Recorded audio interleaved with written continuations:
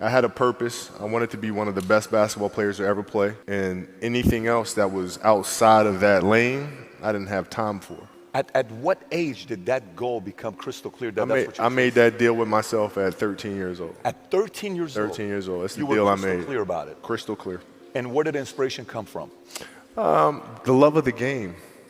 The love of the game, the challenge. Like I would watch Magic play, I'd watch Michael play, and I would see them do these unbelievable things, and I'd say, you know, can I get to that level?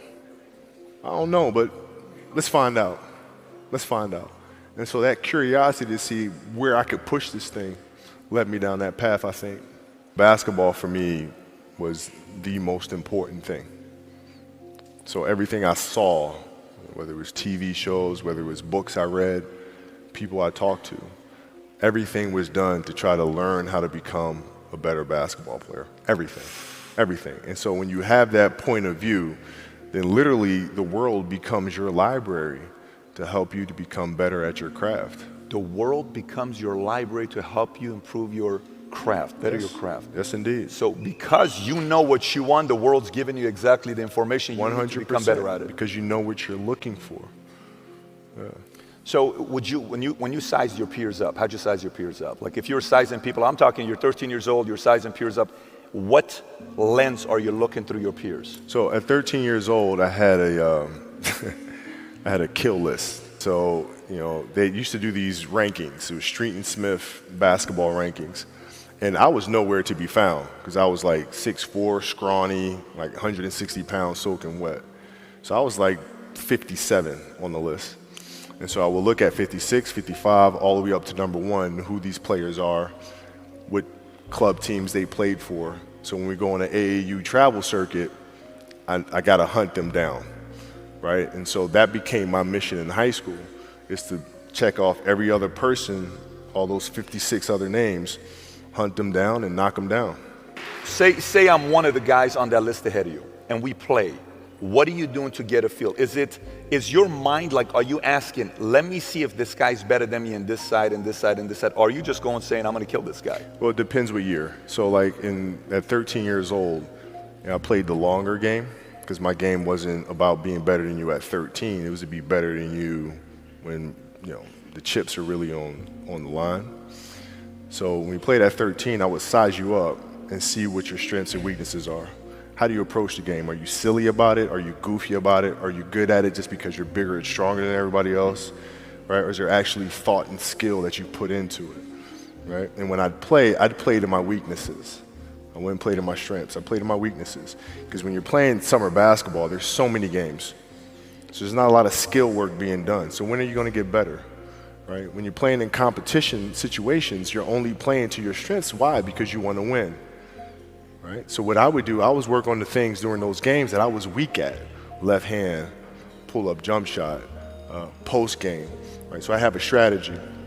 And so then fast forward to when I'm 17 and my game is completely well-rounded, and that player at 13 that I saw at 13 is still doing the same shit at 17, now you got a problem. That's right. You got a problem. And you saw that. You got a problem. And by the way, let me ask you, so that's high school. You go into the league. When you're going into the league, you're going with a lot of guys that were, you know, same age, you know, same class as you were going in. Yeah. Were you sizing those guys up the same exact way as you did in high school? I did, but you know, in the NBA, it was actually easier. Because what I found in the NBA is a lot of guys played for financial stability. And when they came to the NBA, they got that financial stability. So therefore, the passion and the work ethic and the obsessiveness was gone. So I'm looking at that, I'm like, oh my God, it's gonna be like taking candy from a baby. No wonder Mike wins all these fucking championships. The players that had that passion, but weren't willing to commit their entire lives to doing that, right? It's a choice, right? You have other things, you have family, you have all these other things that you have to do. The game can't really be your number one priority. And so I was just looking at that like, man, this is gonna be fun. In the muse, you said, I knew you couldn't do what I was doing because I was obsessed. I'm paraphrasing. And then you said, whether it's friends, relationship, it didn't matter. It was all basketball. Yeah. If I'm buddies with you from high school, if I'm a cousin of yours, What happened to our relationship? How did that gravitate when you went into the league and you're determined to become the greatest, or you're determined to become one of the greatest? What happens to our relationship? Oh, it suffers. It does suffer. Oh, yeah. Okay. Yeah. And you understood that. You were okay yeah. with that. Well, yeah. And the people that love you, like friends and family, like they know that about you. Got it. So they let you be you. And when you reconvene, you pick back up where you left off. But make no mistake about it, everything in between is lost, right? So those long-term relationships, the commitment of time of, taking vacation. Like I see a lot of players take vacations with other players that are close friends. And we'll just take vacations just to take vacations, or just hang out just to hang out. Like I never did that. But it was a choice. Not though? Why didn't you do that? Well, because when I retire, I didn't want to have to say, I wish I would have done more. I don't want that. Okay, so you come in, it's very powerful what you just said. Some of your peers were in it for the money, so they got the money. Okay, great. Buy a house for my mom, dad wanted that car, get this, get that, have fame, go to different cities, I'm partying, I'm doing all this other stuff. Who were some of the guys that you saw and you watched that weren't just driven by the money? Were there some names that you looked at and says, these three guys are as crazy as I am? At the time, I deal with what I've referred to as Goat Mountain. I went to Goat Mountain and I talked to Magic, Michael, Bird, Hakeem Olajuwon, Jerry West, Oscar Robinson, Bill Russell. So I would talk to them. What did you do? What were your experiences? Michael in particular, he's become my big brother. He's been my big brother since I first came in the league. And what was that process like? Right? So I went to them and started understanding the ins and outs of the game, and how they approach things and their level of detail and obsessiveness, and that's what I did. High school, year before, we played 35 games, max, right? Week in between, spaced out, plenty of time to rest. In the NBA, it's back to back to back to back to back to back to back. I didn't have the legs. So you look at the shot, every shot was online, but every shot was short. Right? I got to get stronger. I got to train differently. The weight training program that I'm doing, I got to tailor it for an 82-game season so that when the playoffs come around, my legs are stronger and that ball gets there. So I look at it with rationale and say, okay, well, the reason why I shot air balls is because my legs aren't there. I go, well, next year they'll be there. That was it. Done. Nobody in its history of coaching had your level of work ethic. I mean, you hear so many guys tell stories about your work ethic. Yeah. What was really your work ethic like, and for how long did you stay disciplined? Well, I mean, every day. Since for 20 years. It was an everyday process, and trying to figure out strengths and weaknesses. For example, jumping ability. My vertical was a 40. It wasn't a 46 or a 45.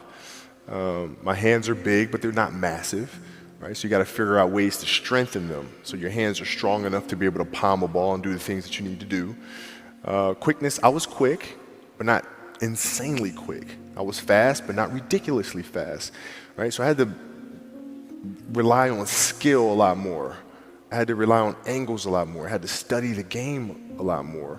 But I enjoyed it though. So like from the time I can remember when I started watching the game, I studied the game and it just never changed. The game itself it's a complicated answer. So there are very tactical things in terms of footwork and geometry of the court. So you're looking at the court and looking at the 45-degree angles that the court is shaped in and how it needs to operate. That's one component to it. So looking at spots on the floor where you can increase your efficiency, right? You can be on the wing, but there's a certain spot on the wing that improves your angle to drive to the basket, right? So that sort of stuff. Footwork of the opposition, looking at the emotion of the opposition, their tendencies, their weaknesses, and all that stuff. Understanding the momentum of the game, how to create momentum shifts, where momentum shifts come from, all this sort of stuff. And then studying outside of that, right? Looking at different industries, looking at conductors, looking at writers, looking at actors and how they get into character, and then how do they keep themselves in that mental space. So looking at different industries, looking at nature itself and learning from that and how you can incorporate that into the game. Man, It was a lot of studying. What's your process for making a decision? Do you have a flow of how you go through making a decision? Depends on the decision. Depends on the decision. If we're talking about, a basketball decision where you read a certain coverage or something like that, I mean, a lot of that comes from the pre-work and understanding what their defensive package is and how to put teammates in certain situations. So, for example, if you look at players nowadays that are charged with taking game-winning shots, making game-winning decisions, and you look at the play and then you look at it and say, okay, well, that shooter was there, the double team came, and, the player couldn't do anything but pass the ball, right? Well, that's because they didn't do the pre-work, right? So when you do the pre-work, you understand, okay, this team in this situation likes to run a double team from this particular angle. All right, so I'm gonna clear that side out, force the double team to come from a different angle, move myself to a space on the floor where it's gonna take a long time for the double team to come, and now I can circumvent the double team and get to a place on the floor where I can knock down a shot or get to the basket. So it's all that pre-work. Decision, when I say decision, if you're looking at somebody that you're sizing up, or if you're looking at somebody to go into business with, or if you're looking at a big investments you got to make, what is the decision-making process there? Do you call, first you do your own research, you take this much time, you call an advisor, is there a system you follow? It's pretty simple for me. It's do you understand the business? Is it a business that you can help in some form or fashion? What are the barriers of entry to that business? And then the entrepreneurs themselves, the company itself, right? Do they have a culture that you believe is sustainable? Are these leaders people that you believe in? Are they people that are obsessives? And in turn, have they created a culture of obsessiveness? So I tend to look at those 4 factors, and that's it. What's the least amount of sleep you played a game on? Is there a story where it's like, no one knows about, where you went and played a game and it was so insane for whatever reasons? No sleep. You played a game with zero sleep? Zero sleep. Zero sleep. It's like, kids, Natalia had a certain, health situation or what have you, and you're staying up all night, and then you got to go out and perform because fans don't know, teammates don't know, nor do they care, nor should they, that you've been up all night. You got to perform, right? And so you just got to go to work, man. That's respect. That's it. Respect. And I think one of the things for some, if you follow basketball or not, that you and Mike had in common is that it wasn't, hey, I'm going to take 8 games off this year to try to stay healthy.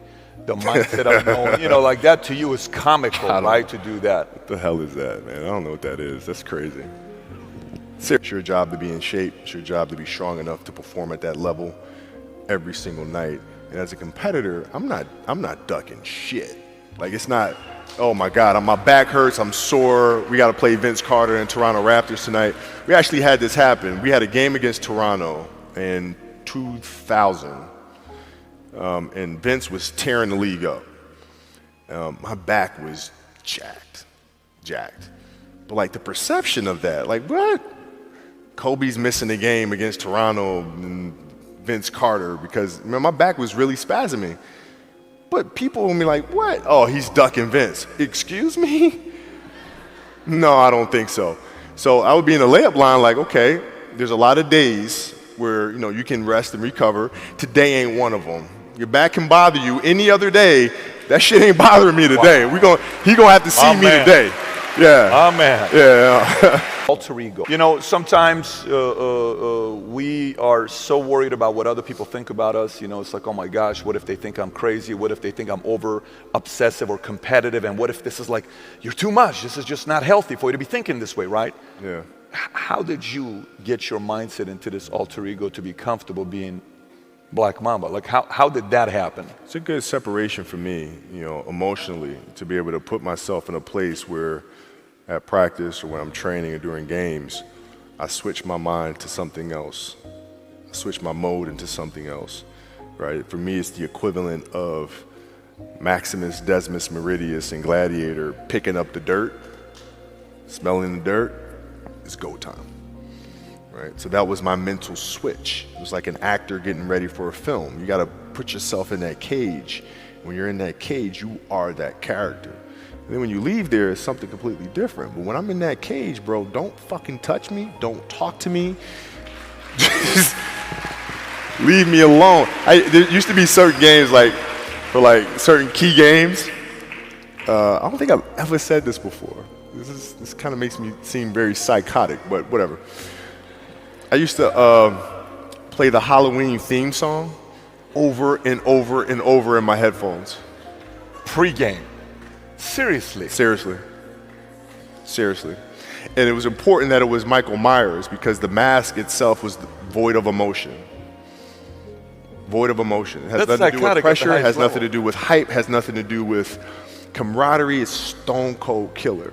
And I would listen to that song over and over and over to get that's when you know you better run because That's what a lot of people did. yeah, it's started coming out. You know, it's the gonna be a eyes tough tell the night. Story. Yeah. In sports, you have to apply it in the here and now. I mean, you're faced with challenges moment to moment. You're faced with pressures and anxiety and communication or the lack thereof and all this other stuff. Like, it's in the moment. So you have to live it. And when you practice those things, you become better at it. But I just feel like in this day and age, our children have become less imaginative about how to problem solve. And parents and coaches have become more directive in trying to mandate or give orders or teach kids how to think and teach kids how to behave versus and tell them how to behave versus teaching them how to behave. Who was your greatest teacher growing up? Because you had an interesting childhood, being in Italy for a while, coming back to Philadelphia, I think it was. Yeah. Who was the greatest teacher for you in those early days? It's funny, man. I had a lot of them. You know, my parents were great. You know, growing up, you know, they instilled in me the importance of imagination, of curiosity, and understanding that, okay, if you want to accomplish something, I'm not just going to sit here and say, yes, you can do whatever you want. Yes, you can, but you have to also put in the work to get there, right? So they taught me that at a really early age, man. And when you grow up as a kid thinking that the world is your oyster and all things are possible if you put in the work to do it, you know, you grow up having that fundamental belief. Yeah. Playing, and I don't score 1 point the entire summer. Really? Not one. How old were you? 11, 10, 11. And you're playing against other 10, 11-year-olds? Uh-huh. And you didn't score once? Not one. Were you in the game? I was in the game How did you not score? because I was terrible. Really? Yeah. That At 10, happened. 11 years old, you were that terrible. Awful. I mean, and I had these big knee pads on because I was growing really fast. And I had socks all the way up here, and I had like the high top Skinny, fades, like skinny as hell. And I scored not a free throw, nothing, not a lucky shot, not a breakaway layup, 0 points. And I remember crying about it and being upset about it. And my father just gave me a hug and said, "Listen, whether you score 0 or score 60, I'm going to love you no matter what." Wow. Now that is the most important thing that you can say to a child. Because from there I was like, okay, that gives me all the confidence in the world to fail. I have the security there. But to hell with that, I'm scoring 60. Let's go. Right. And from there I just went to work. And I stayed with it and I kept practicing. Is that when you think the mentality of hard work started to come in for you at that age when you failed so miserably, I guess, that summer? I think that's when the idea of understanding a long-term view became important. Because I wasn't going to catch these kids in a week. I wasn't going to catch them in a year, right? So that's when I sat down and said, okay, this is going to take some thought, all right? What do I want to work on first? All right, shooting. All right, let's knock this out. Let's focus on this. Half a year, 6 months, do nothing but shoot. All right, after that, all right, creating your own shot. And then you focus. So I started creating a menu of things. When I came back the next summer, I was a little bit better, right? And A menu being like, I've got my jump shot from 15, I've got my I got my jump fadeaway, shot from I've got 15, I got my 3-point shot, like just open shots, not miss open shots, right? Be able to shoot it with speed because those kids are so much more athletic. Yeah. And then the next summer I came back, I was a little better. And the summer came back, You the scored. next summer I was a little better. I scored. Yeah, You know, it you- wasn't much, Right. but I scored. And this you know? is 12, 13. 12, 13. And then 14 came around, back half of 13, 14 years old. And then I was just killing everyone. And it happened in 2 years. And I wasn't expecting it to happen in 2 years, but it did because what I had to do was work on the basics and the fundamentals. While they relied on their athleticism and their natural ability. And because I stick to the fundamentals, it just caught up to them.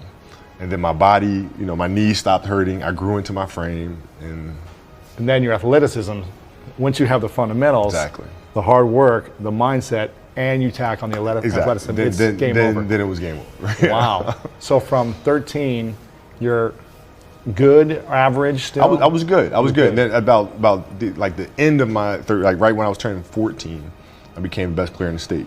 At 14? At 14. So from 12 to 14, you went from scoring 0 to being the best in the state of all ages. Yep. But it's simple. Like if you do the math on this, right? Like if you're thinking about how often kids are playing, right? And I tell this to my daughter and my daughter's team as well that I coach. It's a simple thing of math. If you want to be a great player, if you play every single day, 2-3 hours, every single day over the course of a year, how much better are you getting? Most kids will play maybe, an hour and a half, 2 days a week. Right. Do the math on that. It's not going to get it done.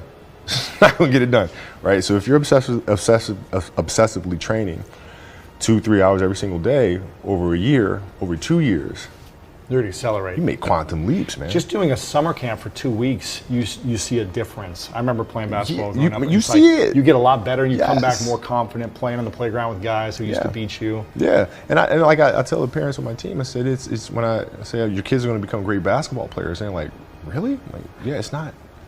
There's no It's math.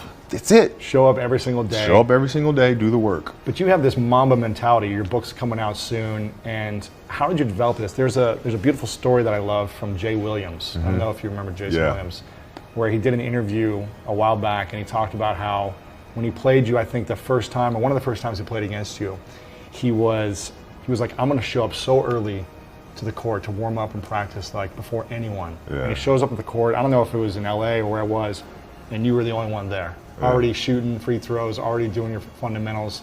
And he goes, I'm going to stay here until Kobe leaves. And then he was like, gosh, an hour and a half, 2 hours later, I got to go. I'm tired. And Kobe's still shooting free throws, scoring, like just going over the fundamentals. And he goes, and then we played that game and you were lights out. And he came up to you afterwards and said, like, dude, why were you in there for so long? And how'd you do it? And he said, this is what he said, you said, I knew you were watching and I wanted to show you that I was willing to outwork you. Right. Something along those lines. Yeah. I don't know if you remember this. I remember it. You remember, yeah. Oh, yeah. And I thought that was so powerful that you have this mindset, but how did you develop that? I don't know if that's what you call the Mamba mindset, but how did you develop that? And when did it start? It started in middle school and high school because a lot of the kids that I was playing against were inner city kids. Yeah. And so they're looking at me as if, okay, this kid's soft, right? He's from the suburbs of Philadelphia.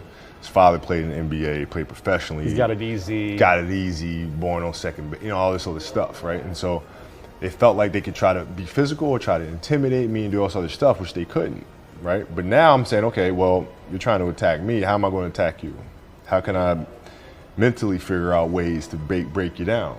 How can I show you that, no, I have the edge, right? And so that's when it first started for me, is figuring out how to get the upper hand on an opponent that way. And what would you do to mentally break people down then? Well, I mean, we used to have an All-American camp that I used to go to, and at the time when I first showed up, I was a sophomore, and one of the things I would do is while everybody would be at the cafeteria, eating and doing all sort of stuff, I'd just go back to the gym. They'd be resting, eating. And they'd see me leave, right? But now you're in a tough position because you're like, okay, I want to be like I'm following the kid to go work out, but I know he's working, he's up early, and he's doing all this other stuff. And so that was my way of showing them, I may be from the suburbs, but you're not going to outwork me. Wow. And I'm mentally going to. Did someone teach you that? Was that just a thing that you decided, like, I'm going to get in people's minds? I think it's just figuring out ways to be better and to win the game. And it started as a defense mechanism because they were the ones talking trash to me, and kid from Italy, blah blah blah, and all sorts of stuff. And it was like, okay, I can't let them. I got to defend myself here, right? And then it became okay. I'm pretty witty. I can say some pretty witty things. Yeah. And in Italian. And in Italian. Yeah. It's interesting, I never was physically gifted to an extreme level. I was always really good, but I was never like the fastest or biggest or strongest. But I remember my edge was, I'm not going to go party and I'm not going to drink alcohol. Right. So I've never been drunk still because I was like, I need every edge when guys were out partying late at night who were better than me and drinking and showing up hungover. I was like, I'm going to be more focused and have clearer vision. And but I wasn't waking up at 4 a.m. like you. So well, that's interesting because like when I played, one of the things that I had to learn is how to get the best out of my teammates. Yeah. And most people think it's a simple thing, pass them the ball. You know, but that's not how you make guys better. You have to really affect their behavior. How do you do that? So, I would tell guys, you got back-to-backs. You know, I don't care if we're in Miami. I don't care if we're in a great city of Chicago. You can't go out. You got to get rest. Right? Back-to-back games. Back-to-back games, Yeah. right? Monday, Tuesday. You play Monday and you play again Tuesday. Guys aren't going to listen, right? Right. So a few times I said, all right, we'll all go out. We'll go out together. Really? I'll drink with you, right? But the next morning, I'm banging on your door at 5 a.m. Let's go. They're not getting Where are that. we going? I hung out with you. Now you come hang out with me. Wow. This is what we do. All right, let's go. And we're at the gym. We're working out, right? We hit the bus. We go to practice. We play that night. And they're dead. And they're dead. And they're like, oh, lesson learned. Really? Lesson So learned. you take them out once. Listen, if you're going to do that, do that. But don't let that compromise what we're here to do. Right. This is why we're here. This is why you're here in the first place. Yeah. Right? And if we're going to win a championship, we have to have that championship mentality That's it. and work ethic. That's it. So you got to show them, no, Kobe can do that and still has the energy to get up and do this. So either I got to meet that same energy or I got to keep my butt in my Go to room. bed early, yeah.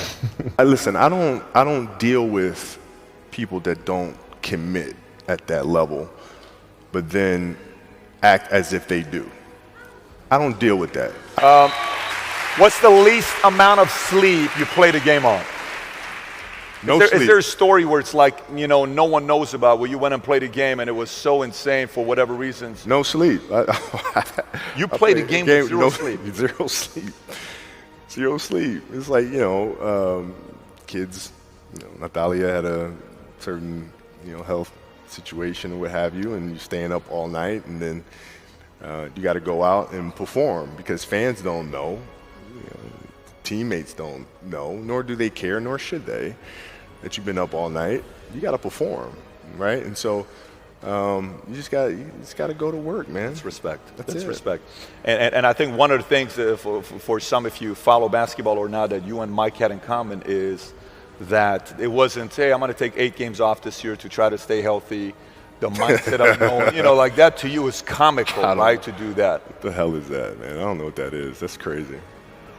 It's your job to be in shape. It's your job to be strong enough to perform at that level every single night. And as a competitor, I'm not ducking shit. Like, it's not, oh my God, my back hurts, I'm sore. We got to play Vince Carter and Toronto Raptors tonight.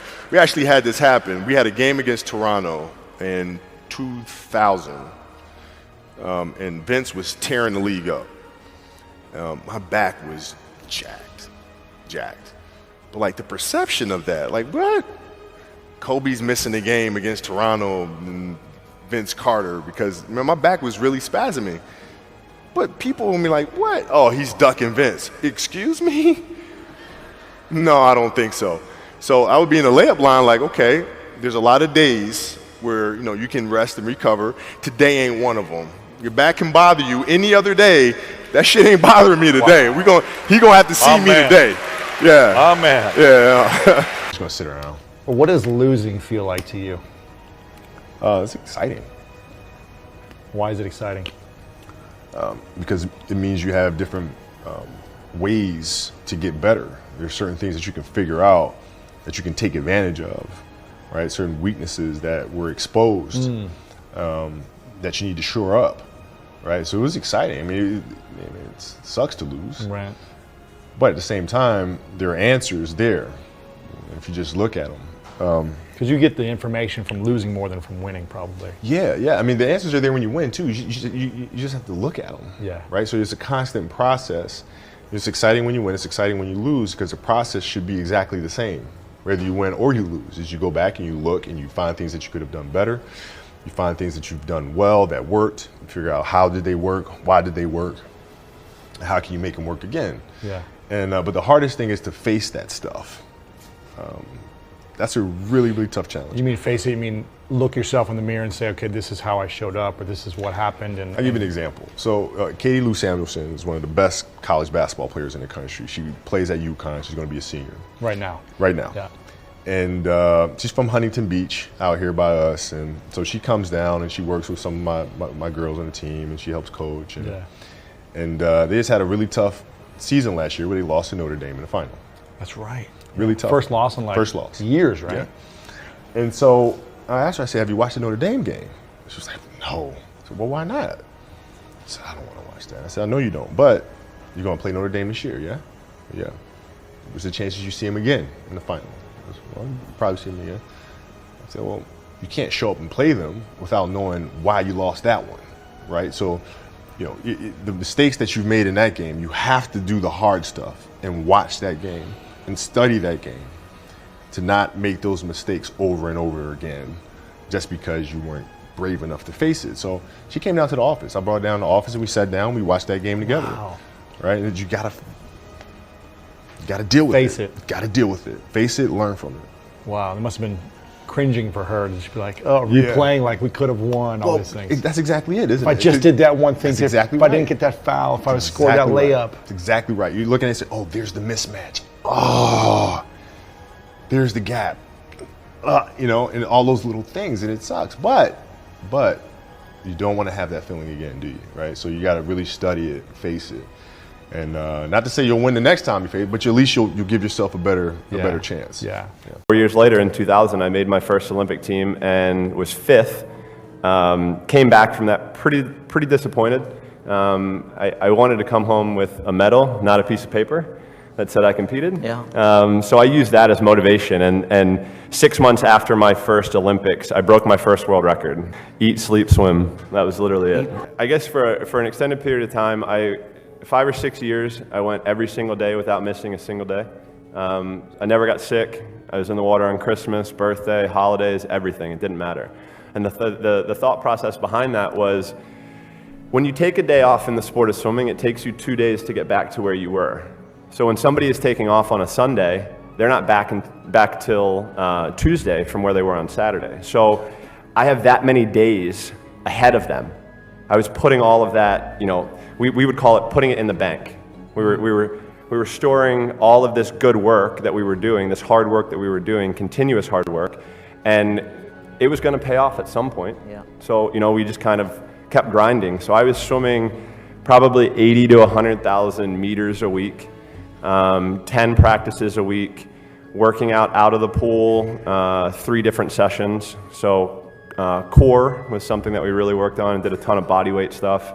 Yeah, I mean, it was, I was fully engaged in everything that I was doing, and everything around my life was based around the pool. Yeah. You know, if something wasn't going to help me in the pool, then I wasn't doing it.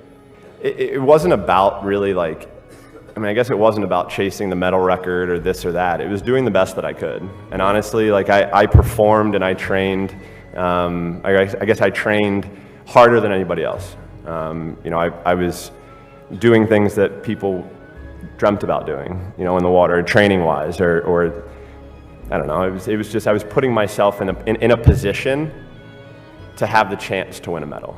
Staring at the black line on the bottom of a swimming pool for 3 to 5 hours a day really isn't the most enjoyable thing, and it's not the easiest thing to do. But you know, I think when you have a goal that's important enough to you, nothing will stand in your way, and that's what it was. You know, I wanted to accomplish those goals, and I was going to make it happen. You know, for me, it was trying to. I mean, the process, I guess that's what it was. We were figuring out the process of what we had to do in order to stand up and be able to compete against the best in the world. So yeah, it was just the process of it all. So for me, it was easy to kind of push through it because I wanted it so bad. You know, I mean, I had these quotes, I had these goals, I had, you know, all of these things taped in my locker that I saw every day, you know, when I got out of bed. And I think the biggest thing is during the days where I didn't want to go, or I was tired, I was sore, this, that, or the other, I still went. Because if I'm going to go to practice and I'm going to get 10%, 20%, 30% out of that day, it's better than getting 0. So I was always taking steps forward, and that's why everything worked out. I swam for over 20 years, and I can guarantee you there was probably 100 days where I didn't want to do anything. I wanted to stay in the pool or stay in my bed and not get out. But those were the days where you have to. You have to get up and do something, because I think that's really what separates the good from the great. The greats do things when they don't always want to do them. I wanted to do something that nobody else has ever done in the sport. That's what made me hungry. Yeah. You know, if I got 1 medal and I swam an okay time, I want to go faster. I mean, you know, like that's just what it was. Like I was chasing times because I knew that if I could get to certain times, there wasn't anybody else in the world that could do that time. So when we talk about competitors, I knew my competitors better than they knew themselves. I swam so many races and so many events, so I was always conscious of what the other athletes were doing in the world in those events, because I was going to have a time where I was going to swim against them.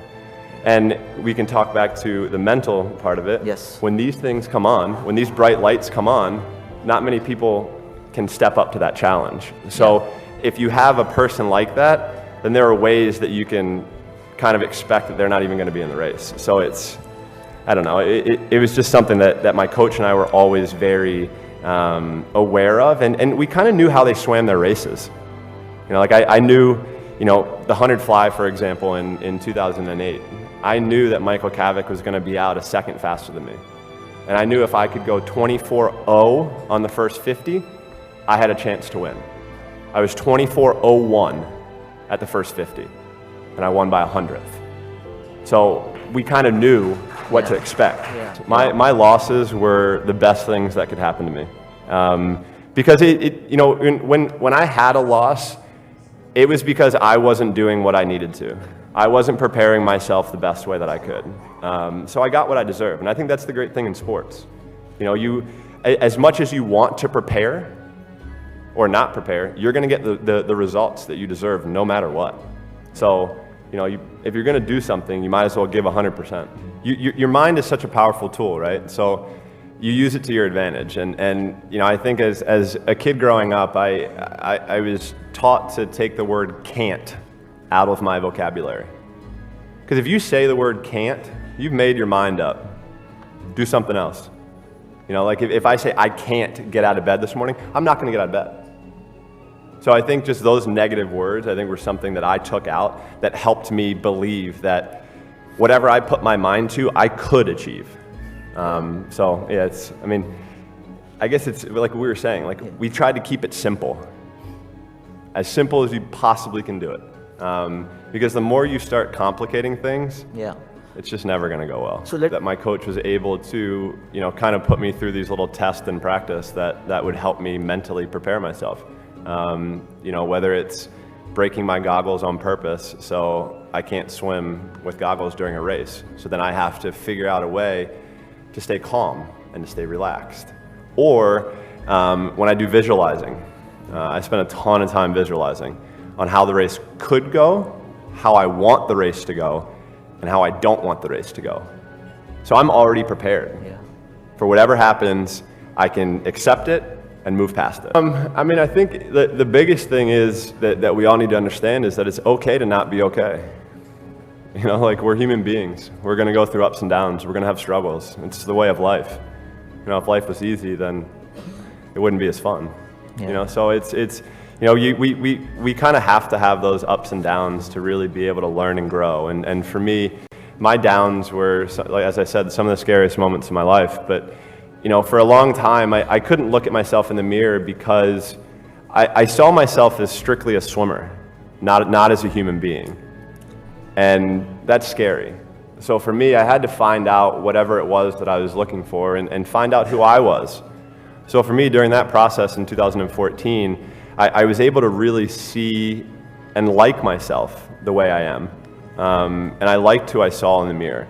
And for me, I still have days where I go through struggles. I still have depression spells. I still deal with anxiety. It's something that's going to be a part of my life forever. And it's what makes me me. So I've accepted that. And honestly, I just try to grow and to learn from each experience, but prepare myself even more than I ever have before. Because as you said, there are so many other people who are finally opening up and saying that they're going through a difficult time or they need a break. It's real, you know, and it's people showing their human side. For me, I think the biggest thing that I always said to myself is I wanted to finish my career on my terms.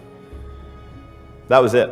So for me, I felt in 2012 that I didn't really do that. I didn't give myself the opportunity to do what I could do. So I wanted that. I didn't want to have to live with that for the next 20 years.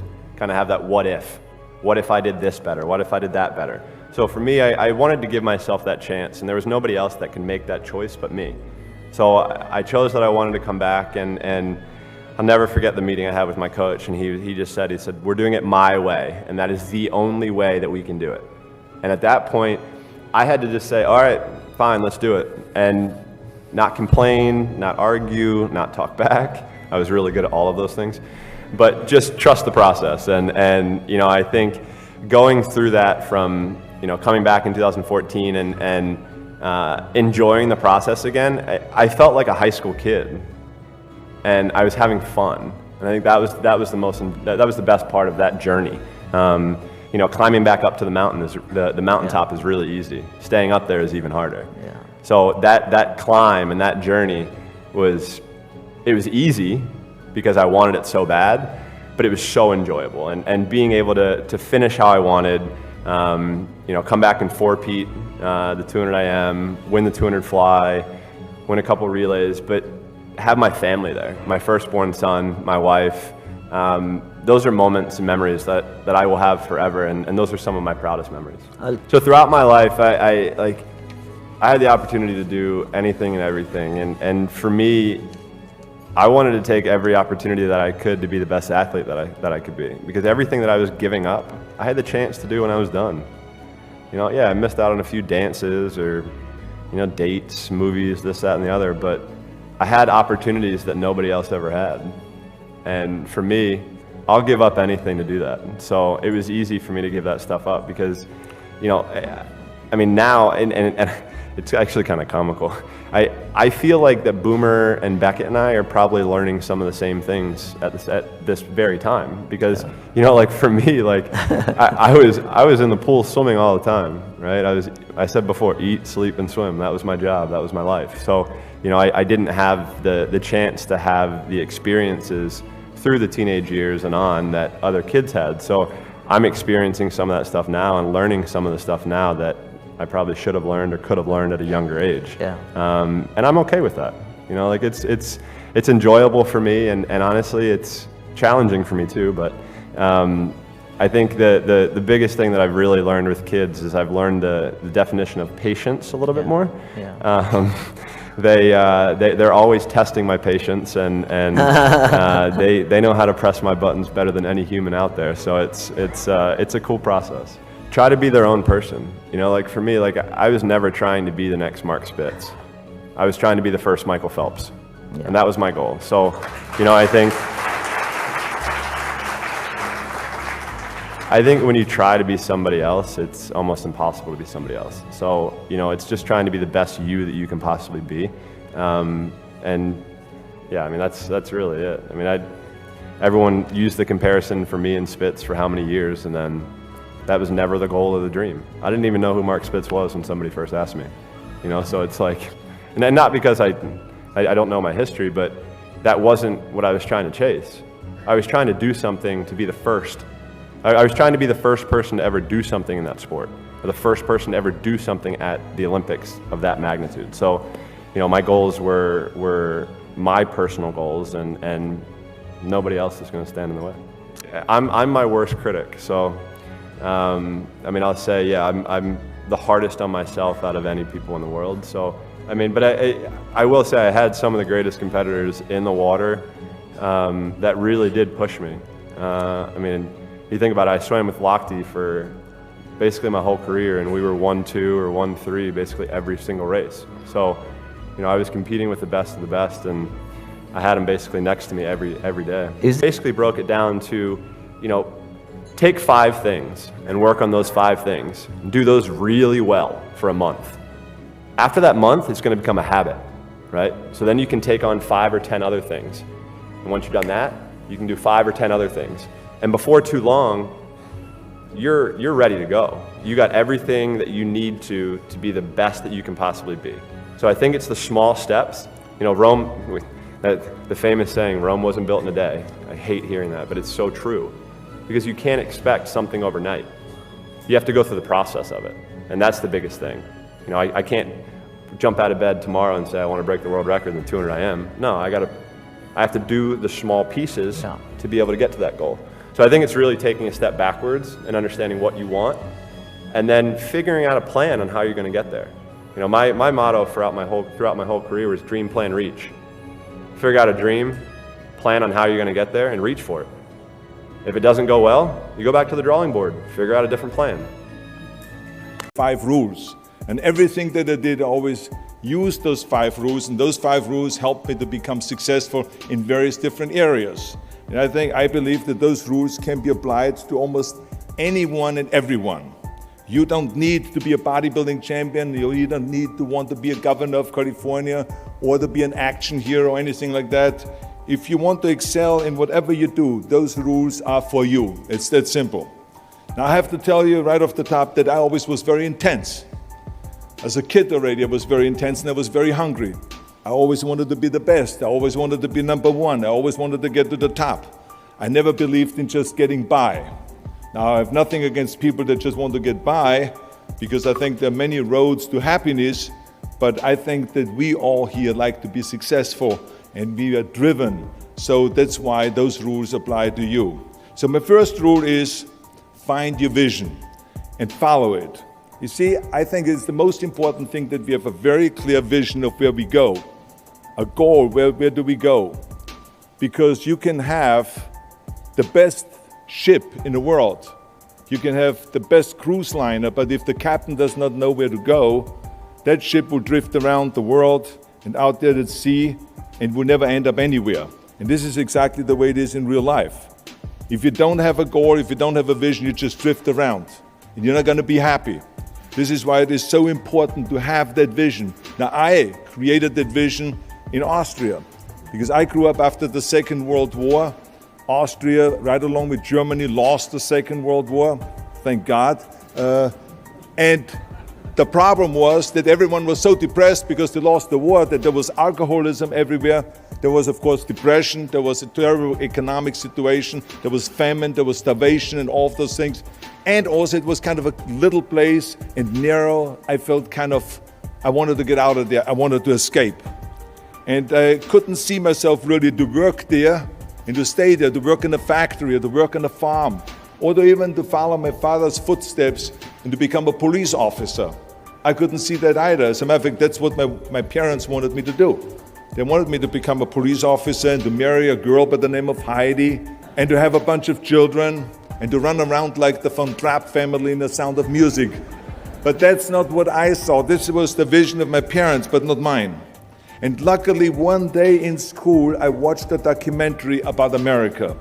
And I found myself, I knew exactly that is where I wanted to end up. I wanted to be in America.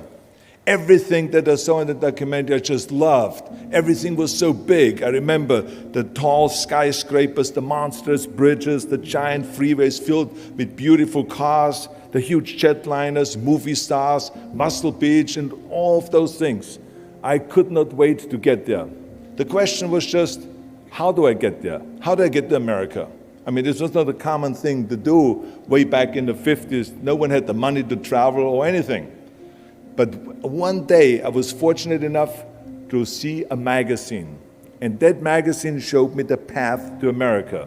And it was a bodybuilding magazine. And on the cover was this very muscular guy that was standing there like Hercules with a Hercules outfit. His name was Reg Park. This Reg Park was on that cover, and I remember the cover said, Mr. Universe becomes Hercules star.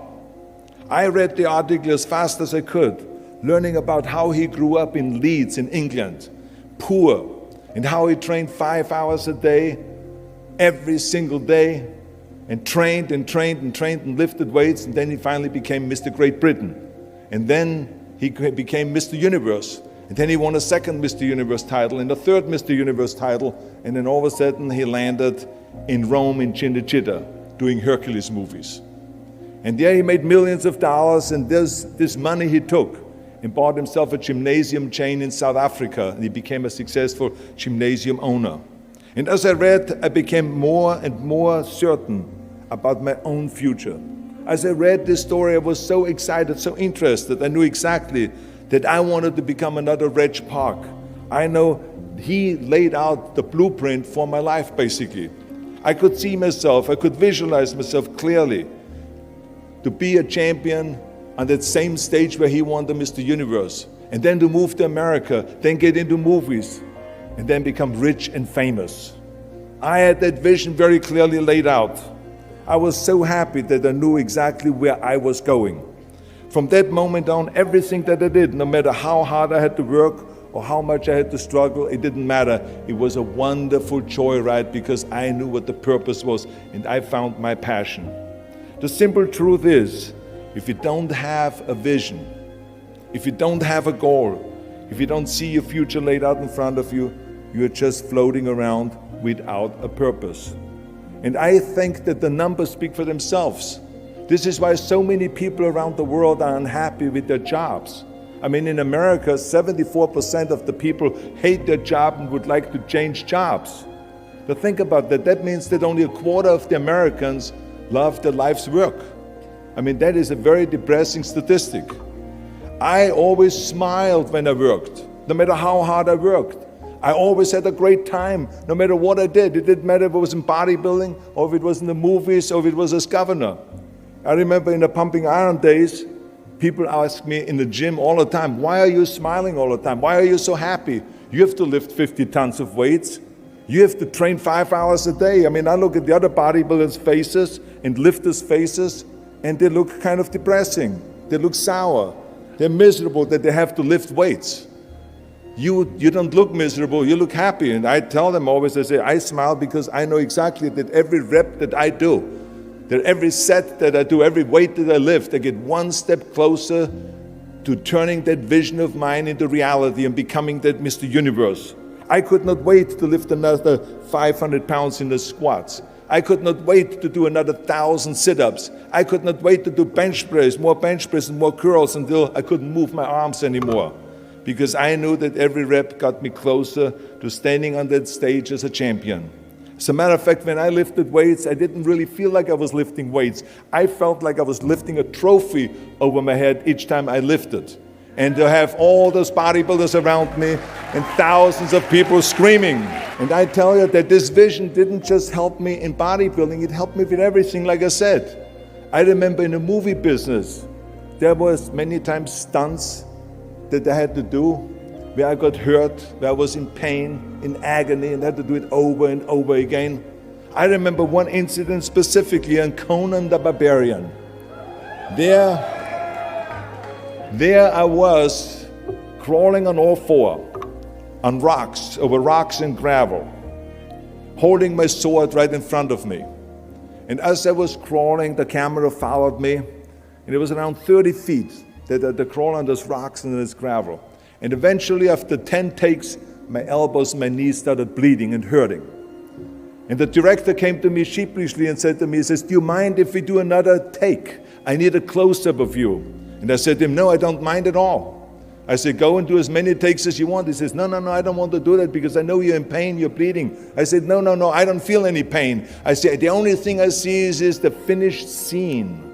I see the finished scene of me crawling on all four with my sword in the front, crawling up and sneaking up behind Thulsa Doom, the main villain of the Conan movie that killed my parents, and rising up behind him and cutting his head off. That's what I see. So this is why, because I visualized that scene, this is why I did not feel that pain. I did not care if I was bleeding on my knees because I knew that pain is temporary, but the film is permanent.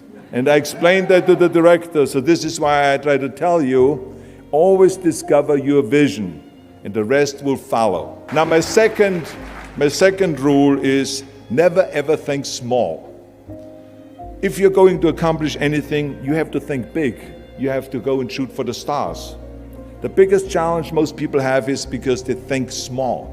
And the reason why people think small and why they choose small little goals is because they're afraid to fail. They know that if you shoot for a big goal, then the chances of failing are very high. And they're afraid of failing. It's one of the most common things why people are frozen and why they can't make a move in life, because they're scared of failing. I say to myself, hey, I'm not worried about failing because that's part of life.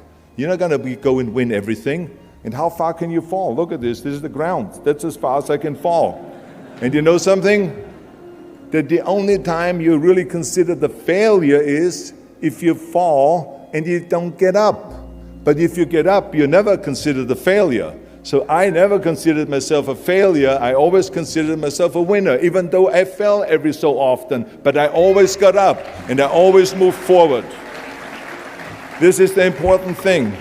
I never had any patience, of course, for thinking small, because in German we have a saying, wenn schon, denn schon. And that means that if you do something, then go all out and do it well. And this was not just the case in bodybuilding. I didn't just want to be a bodybuilding champion. I wanted to be the greatest bodybuilder of all times. I wanted to have the most muscle, the most muscle of all times, the most definition. I wanted to win the most trophies, the most world championship titles. I just wanted to be the best. And the same is also in movies. I didn't just think about being in movies. No, I wanted to be a movie star. I wanted to have above the title billing. I wanted to become the highest paid entertainer. I basically wanted to be another John Wayne. What's wrong with that? And then the same is in politics. I didn't just want to go and be in politics and enter a race for city council. I mean, let's be honest. Does that sound right? Schwarzenegger, city council? No, come on. Not even Schwarzenegger and mayor. No, it had to be Schwarzenegger running for governor. But not just any governor, but governor of the greatest state in the United States, of California. That was the important thing. So remember, never think small, think big. My third rule is ignore the naysayers. I think it is natural that when you have a big vision and big dreams and you have big goals, that people are going to say around you, I don't think it can be done. I think it's impossible. Or no. I tell you, I heard this all the time, but I want to tell you, don't ever let them stop you from dreaming and from shooting for the big goal. Because eliminate just simply those words, no, impossible, and it can't be done. I mean, in each one of my careers, when someone said it's impossible, I heard it's possible. When someone said it can't be done, I heard it can be done. And when someone said no, then I heard loud and clear, yes. So this is what I believed in. I am a big believer of what Nelson Mandela said. He said it always seems to be impossible and still someone does it. And that's exactly what it is. And I wanted to be that one that does it. I wanted to break the new records, and I wanted to do something that no one else has ever done. So I think that's what you need to do. Don't ever be worried about that someone hasn't done it. Just think about how many times my career would have stopped. My career would have ended if I would have listened to the naysayers. I mean, it started right away when I was 15 years old, and I became a bodybuilder. Right off the top, when I said, I want to be a world champion in bodybuilding, I want to be Mr. Universe. They immediately said, are you crazy? You're in Austria. In Austria, you can become a ski champion or a bicycle champion or something like that, but bodybuilding is an American sport. Forget about it. That's nuts. Then when I wanted to move to America, they said again, it's impossible. You will never be able to do that. You have no money. You're all by yourself. And then when I wanted to go into show business, after I won 13 world championship titles in bodybuilding, I said, I want to be like Reg Park. I want to be a Hercules. I want to get into movies. Well, I tell you, when I met those agents and managers and studio executives, their reaction was, oh, Arnold, that is so funny. You want to be what, a leading man? Oh, come on. I mean, look, first of all, let's start with your body. Look at your body. I mean, you're overdeveloped. You're gigantic. You're like a monster. Are you kidding me? Do you know what the new thing, the new trend is? It's little guys like Dustin Hoffman, Al Pacino, Woody Allen. Those are the new sex symbols. Don't you get it? And then your accent, oh, it gives me the chills just listening to your German bullshit. Come on now. I mean, oh God. I mean, it's like, it's scary when you talk. It's unbelievable. I mean, have you ever, Arnold, I mean, be serious, have you ever seen an international movie star with a German accent? It doesn't happen. Forget about that. And then you name, what is it, Schnitzel or something like that? Yeah, I can see that name already up there on the billboard. Yes, and people are going to storm the theater and the movie houses because Schwarzenegger is starring in a movie. Oh yeah, I can see that already. So that's what they said. They said to me, it says, look, Forget about it, you're a nice guy. I mean, you're a bodybuilding champion. Why don't you open up a gymnasium or a health food store, something like that? We can help you with that. And then we get you on the side some little parts, like maybe playing a bouncer. I mean, with your body, perfect. Or maybe a wrestler. I have a good idea with your accent, a Nazi officer. Now that's really great for you. I call my buddies over at Hogan's Heroes. I mean, they would probably use someone like you. So that's what they said. Imagine that. Everywhere I turned, they said, no, it won't happen, it's not gonna happen, and forget about it. Luckily, I did not listen. I did not listen because I knew if I worked hard enough, and if I worked as hard as I did in bodybuilding, 5-6 hours a day, that I will make it, that I could prove them wrong. And I started working very hard. I started taking acting classes, English classes, speech classes, dialogue classes, even accent removal classes. I ran around all day saying lines like, a fine wine grows on a vine. Because you see, we Austrians and Germans have a difficult time with the V and with the W and with the F, we get it all mixed up. So it was a fine wine grows on a vine. Or the sink is made out of zinc. And all those kind of lines. I said, oh, and you know something? All of a sudden, I got a little break. In the early 70s, I remember, all of a sudden, I got a TV show, a little part, then another little part. And then all of a sudden, I got a phone call from Lucille Ball to be in her special Happy Anniversary and Goodbye, which was with Art Carney. I had this 6-minute scene as an Italian masseur. Now, most people don't know the difference between an Italian accent and the German accent, so I got away with my German accent. But I played this Italian masseur, and I was so delighted. And then right after that, I got a guest starring role in Streets of San Francisco with Michael Douglas and Carl Malden, and then Pumping On and Stay Hungry. And then, of course, I landed the big role of Conan the Barbarian. So finally, I got the big break. And you know what was so interesting about it was that as soon as we were finished with the Conan movie, we were out there on a promotion tour. And the director said at the press conference, the director is John Milius, he said, if we wouldn't have had Schwarzenegger with those muscles, we would have had to build one. Now think about that. Before it was this huge obstacle to have this body, and all of a sudden the director says, if we wouldn't have had Schwarzenegger with his body, we would have had to build one. Now what a turnaround. And then when I did Terminator, James Cameron said, which was really great, he said the I'll be back line became one of the most famous movie lines in history because of Arnold's crazy accent, because he sounded like a machine when he talked. So as you see, everything that the naysayers said was a liability became an asset. And the same was also in my political career. When I ran for governor, they immediately said, I shouldn't do it, it is a big mistake, it won't happen, I will lose, and all of those kind of things. And the rest, of course, is history. The bottom line is, if I would have listened to the naysayers, my career would have ended when I was 15 years old. I would be still yodeling in Austria, in the Alps, and I would not be talking here today to you. And the reason why I'm here today and talking to you is because I did not listen to you can't, or it's impossible, or no.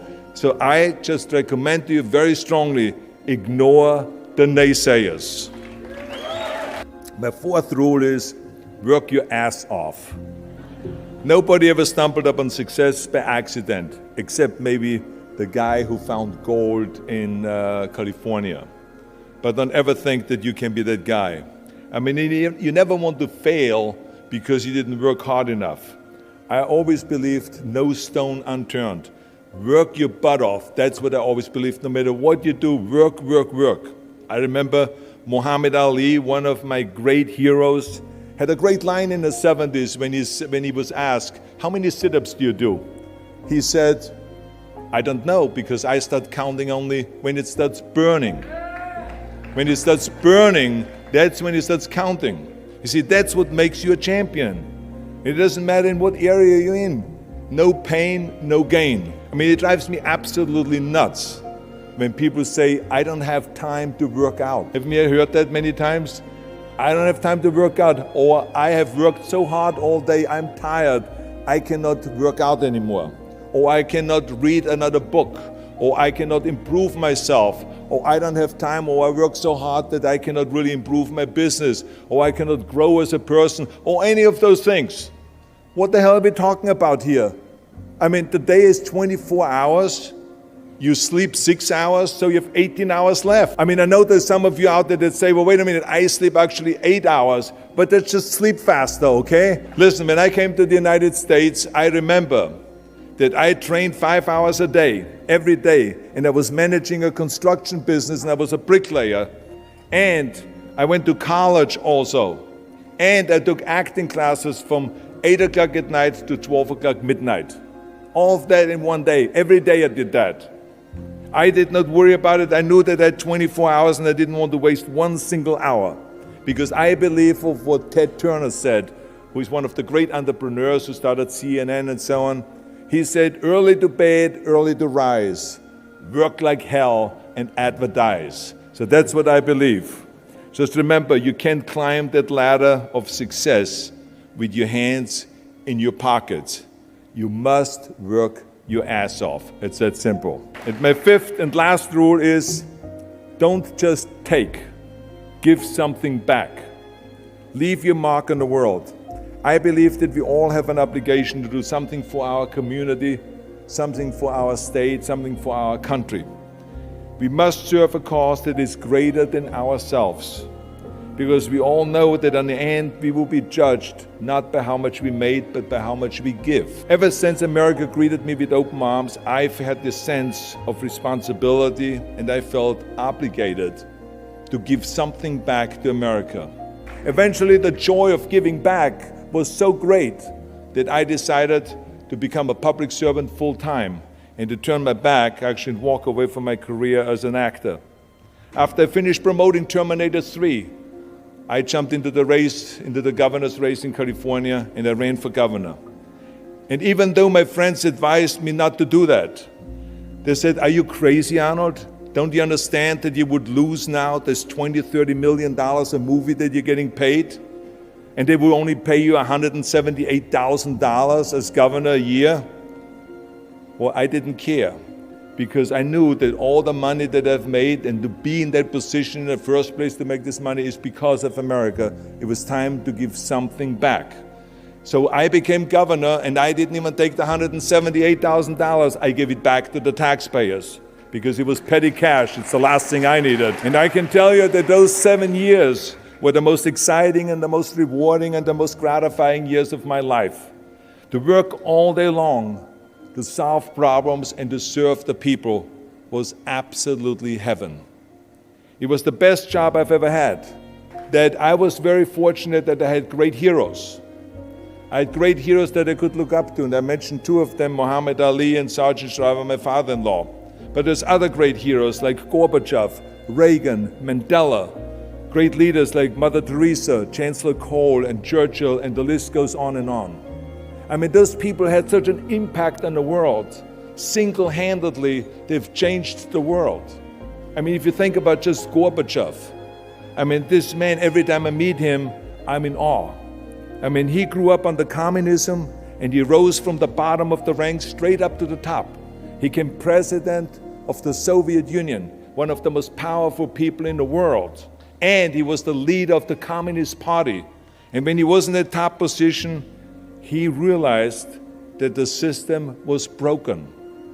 Now, what do you do when you're the top leader of the Communist Party and you realize that the system, that communism, doesn't work? Well, you know what he did? He dismantled communism. Think about the courage that takes. I mean, the guts that it takes to do that. Think about that Gorbachev completely transformed his country with glasnost to give his people for the first time freedom. And then through perestroika, by reforming Russia's economy. He didn't wait for the next president. He didn't complain. He simply said, if not me, who? And if not now, when? So I feel very strongly all of us need to have and embrace that kind of a spirit. We all can create change, whether it is in our neighborhood or in our local schools or in our country. It can be big, but it can also be as little as just going to a school kid that has problems reading and teaching that kids how to read or how to do math. We don't have to just work on me. We should also work on we. Not just me, but also we. Remember that. To lead a truly full life, you must give back.